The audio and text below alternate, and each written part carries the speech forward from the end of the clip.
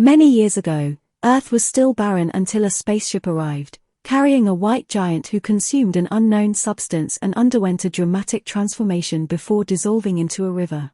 His mission had just begun as his genetically mutated cells spread globally via the river. In 2089, scientist Dr. Shaw and her boyfriend, Charlie, exploring Scotland, discovered a 35,000-year-old mural in a cave depicting humans worshipping a giant who reached toward an unknown galaxy.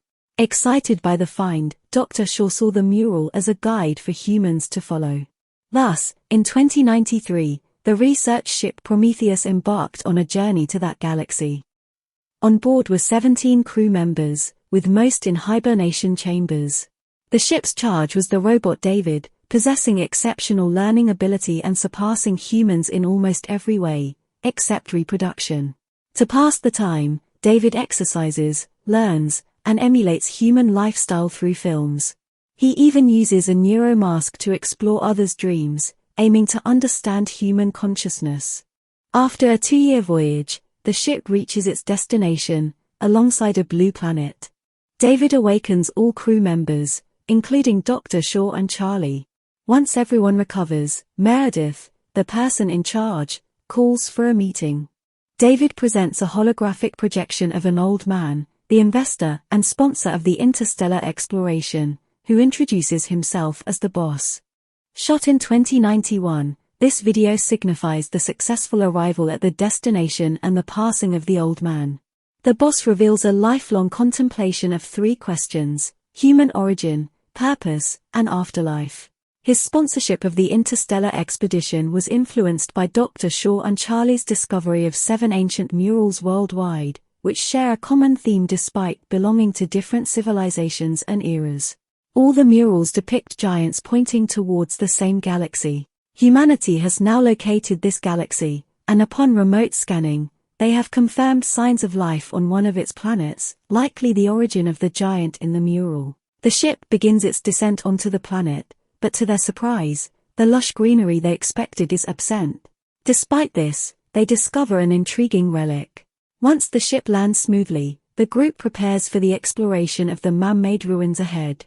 Inside the ruins, they deploy a probe, which quickly generates a 3-dimensional map while detecting cleaner air than Earth's. The place has evidently undergone an environmental transformation.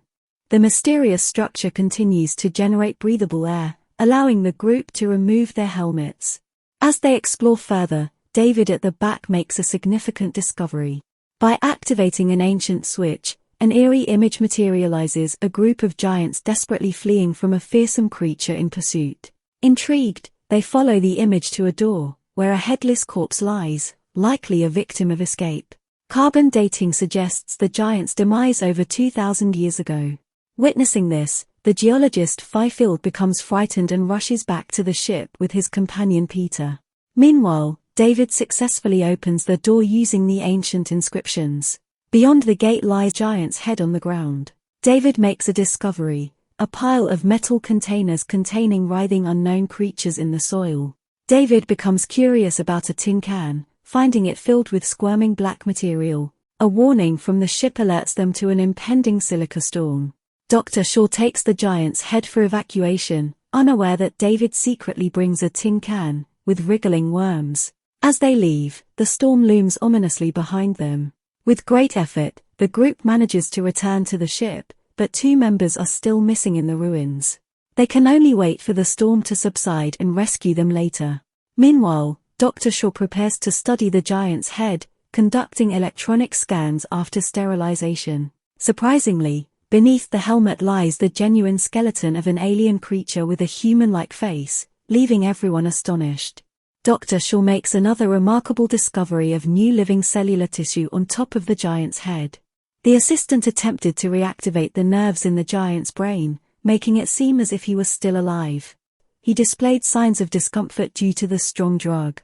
The crowd quickly intervened, but the giant's head still exploded.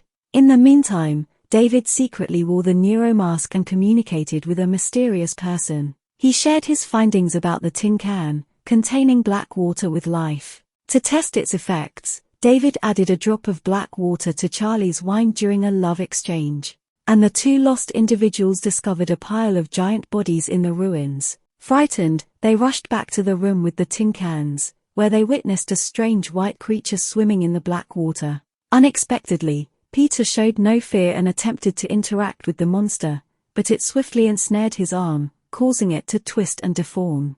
His companion hurriedly used a dagger to sever the monster's body to save him. However, the creature's bodily fluids were highly corrosive, damaging both his companion's helmet. The monster infiltrated Peter's body, leading to his demise. The following day, Charlie noticed a wriggling worm in his eye. Before he could investigate further, the radio interrupted with news of the rescue team's departure. Charlie joined the team, unaware of the impending danger.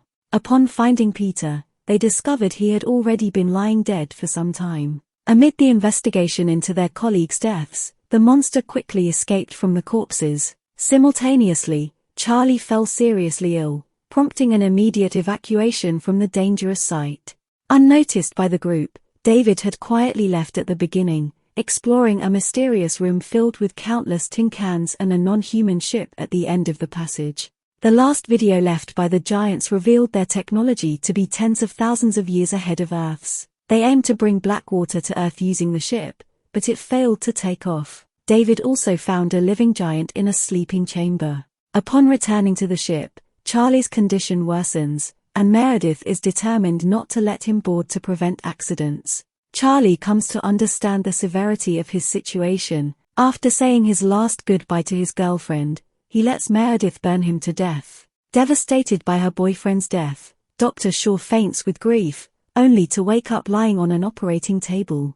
David reveals to her that, despite her infertility, she is 3 months pregnant, a result of her recent encounter with Charlie. Suspicious of the baby's abnormality, the team plans to freeze her and take her back to Earth for further study.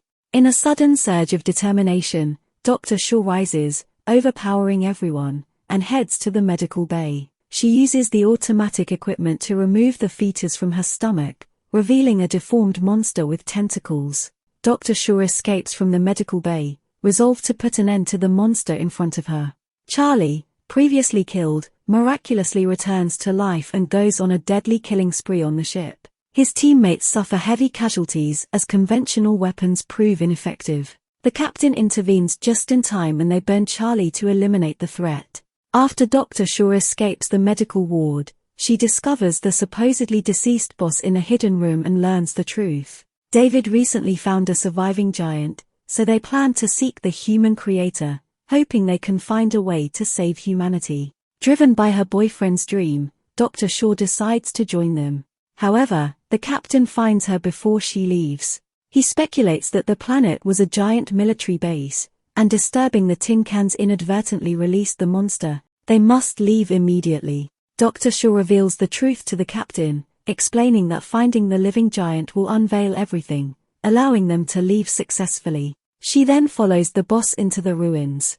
They quickly locate the ship and David awakens the last living giant, the true creator of humanity, who resembled a human. After waking up, the boss urgently asked David how they could continue living, while Dr. Shaw sought answers about why the giants wanted to destroy humans despite creating them. The giant remained silent and instead fatally killed David and the boss with a touch. The team's weapons were futile against the giant, resulting in their easy deaths, except for Dr. Shaw, who managed to escape in time. The giant activated the ship's cockpit and revealed a star map, intending to take the tin can to Earth for the destruction of humanity. Dr. Shaw informed the captain about the giant's plan, prompting them to take action to stop the ship and prevent Earth's demise. Meredith realized the danger and ordered the captain to evacuate.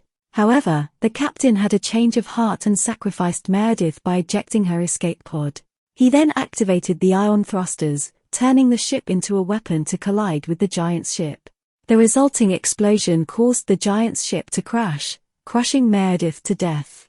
Dr. Shaw was the sole survivor, and she sought refuge in Meredith's escape pod, to tend to her injuries using the medical equipment available.